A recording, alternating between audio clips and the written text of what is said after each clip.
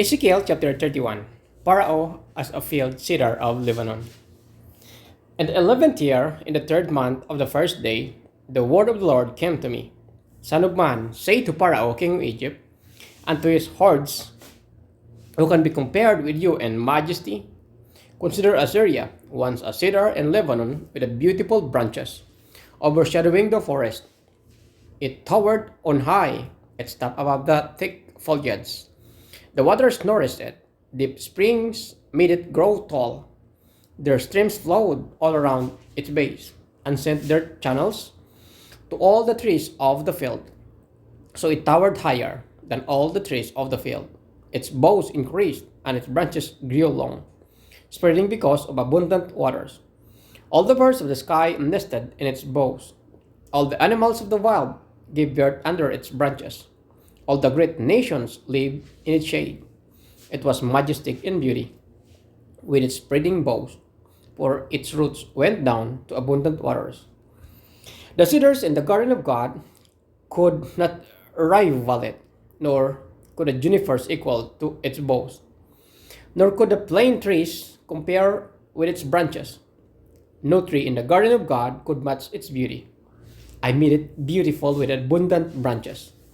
The inviolable trees of Eden in the garden of God.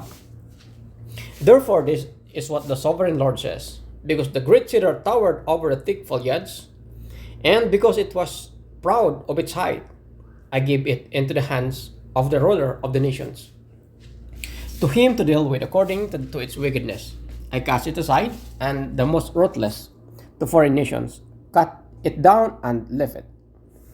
Its boughs fell in the mountains and in all the valleys. Its branches lay broken in all the ravines of the land.